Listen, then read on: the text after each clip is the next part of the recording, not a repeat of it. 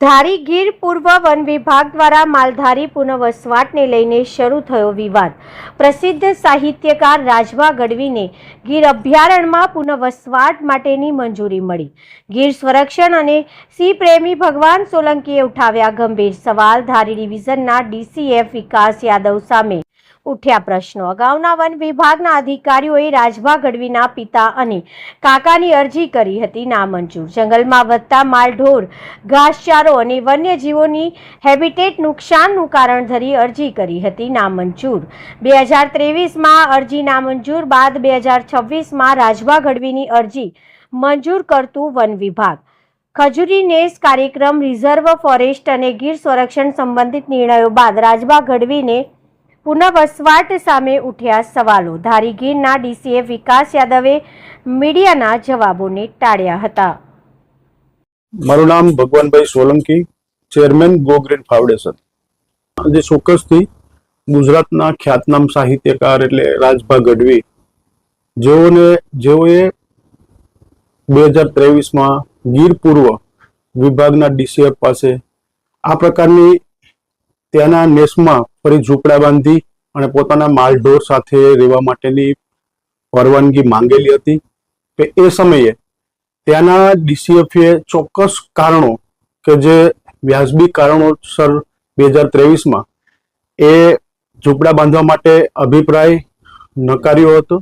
જ્યારે વર્તમાનમાં 2026માં વર્તમાનના ગીર પૂર્વના ડીસીએફ દ્વારા આ જ પ્રકારે તેમને લીલા પાણી નેસમાં પોતાના ઝૂંપડા બાંધી અને તેમના માલઢોર સાથે ત્યાં રહેવાની પરવાનગી આપી છે।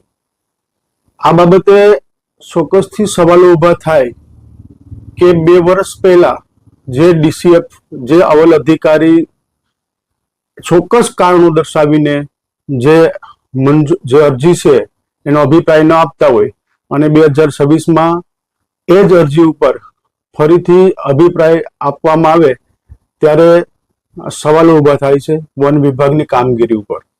અને ખાસ તો કોઈ સામાન્ય વ્યક્તિ પણ સમજી શકે કે ગુજરાતના ખ્યાતનામ એવા સાહિત્યકાર રાજભા ગઢવી જેટલું વૈભવી જીવન જીવે છે, ખૂબ સારી સુવિધાઓ છે એવું સામાન્ય લોકોને ખ્યાલ છે, ત્યારે ચોક્કસથી આપણે વિચારવું જોઈએ કે રાજભા છે એ હવે ગીરના નેસની અંદર જઈ અને ગાયો અને ભેંસોને સરાવવાનું કામ નથી કરવાના। તો આમાં જે આ અભિપ્રાય થયો છે અને વર્તમાનમાં જે આ બાબત આવી છે તે ખરેખર ગીરના સંવર્ધન માટે અને ગીરના વન્ય પ્રાણીઓ માટે ખૂબ દુઃખદ છે। આ મુજબ પરમિશનો મળતી રહેશે તો આવનાર સમયની અંદર ગીરની અંદર ફરીથી ઘણા બધા પ્રશ્નો ઉપસ્થિત થશે।